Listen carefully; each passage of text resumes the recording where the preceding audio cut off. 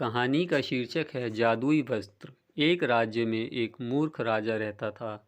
अपने पूर्वजों के दिए राज्य वे धन दौलत के बूते वह राज्य की राज गद्दी पर तो बैठ गया, लेकिन अपनी मूर्खता के कारण राज्य में कोई भी राजा को मूर्ख बनाकर अपना काम निकाल लेता था।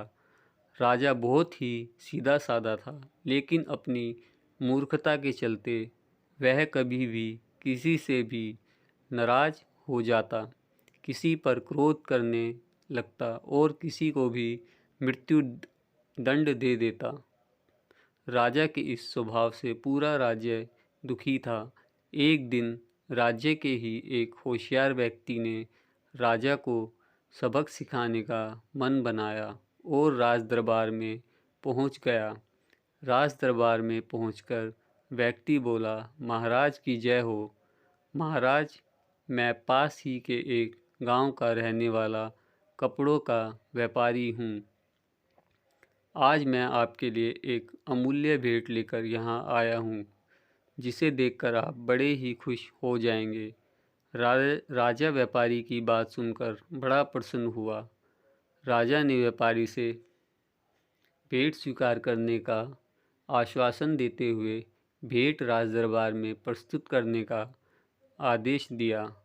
राजा की बात सुनकर व्यापारी बोला, महाराज, मुझे अपने पूर्वजों ने एक अमूल्य वस्त्र उपहार में दिया है, जो बहुत ही खूबसूरत और जादुई है। अगर आप वह वस्त्र पहनेंगे तो इस देश में आप सा सुंदर राजा दूसरा ना होगा। लेकिन उस वस्त्र से आपके लिए पोशाक बनाने में मेरे कारीगरों को 50,000 अशर्फियों की लागत आएगी, जो आपको व्यय करनी होगी। राजा वस्त्र की तारीफ सुनकर इतना मंत्रमुग्ध हो गया कि उसने अपने मंत्री को व्यापारी को 50,000 अशर्फियाँ देने का आदेश दे दिया। व्यापारी अशर्फियाँ लेकर राजा दरबार से चला गया और 2 दिन बाद राजा के लिए वह पोशाक ले आने का आश्वासन दिया। 2 दिन बाद वह व्यापारी एक बहुत ही चमचमाता हुआ बक्सा लेकर राज दरबार पहुंचा। बक्सा देखकर ऐसा लग रहा था मानो बक्से में बहुत ही बड़ा खजाना छुपा हो। बक्से की चमचमाहट और खूबसूरती देखकर राजा मंत्रमुग्ध हो गया। व्यापारी ने बक्से को राज दरबार के बीचों बीच रख दिया और बोला, महाराज, इस पोशाक को बनाने में मेरे कारीगरों ने बड़ी ही मेहनत की है। लेकिन इस पोशाक की खास बात यह है कि यह पोशाक सिर्फ उसी इंसान को दिखती है जो असली माँ बाप का हो। अगर इस राज दरबार में किसी इंसान का कोई दूसरा बाप होगा तो उसको यह पोशाक दिखाई नहीं देगी। व्यापारी की बात सुनकर पूरा राज दरबार उस पोशाक को देखने के लिए आतुर हो उठा। अब व्यापारी ने उस बक्से से पोशाक निकालने का ढोंग शुरू किया, जो कि वास्तव में उस बक्से में थी ही नहीं।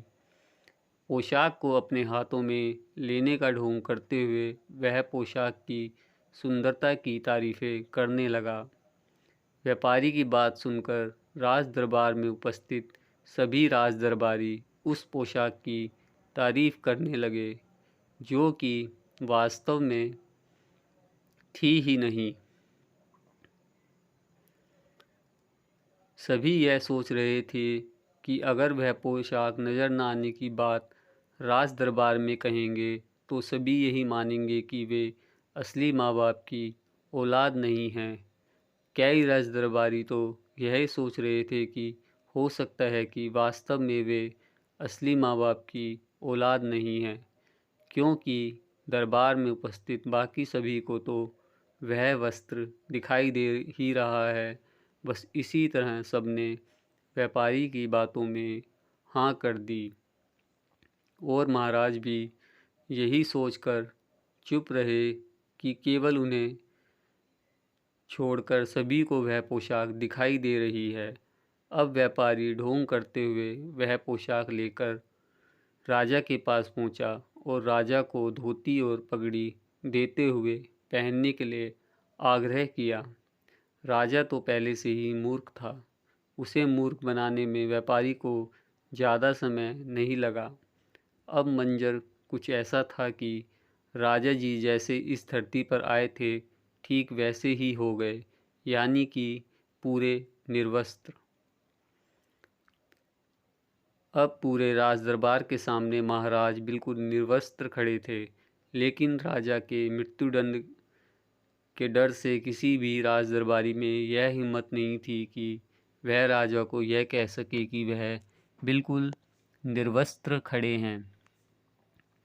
राजा को पोशाक पहनाने के बाद व्यापारी ने राजा की इतनी तारीफ की कि राजा जी फूले ना समाये और ऐसे ही निर्वस्त्र रानीवास की ओर चल पड़े।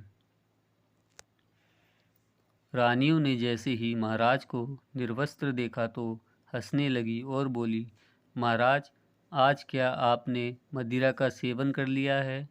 क्षमा करें, आप पूरे महल में यूं निर्वस्त्र होकर क्यों घूम रहे हैं? रानियों को वस्त्र ना दिखने पर राजा मुस्कुराए और बोले, महारानी, अवश्य ही आप असली माँ बाप की नहीं हो, क्योंकि यह जादुई वस्त्र हैं। यह केवल उन्हीं इंसानों को दिखते हैं जो असली माँ बाप के हों। आपने मुझसे इतनी बड़ी बात क्यों छुपाए रखी? आप नाजायज़ हैं और महल में नाजायज़ को रहने का कोई हक नहीं, इसलिए हम अभी और इसी वक्त आपको महल से बाहर करते हैं। बस इतना कहकर राजा ने अपने सैनिकों को आदेश देकर रानी को महल से बाहर निकाल दिया।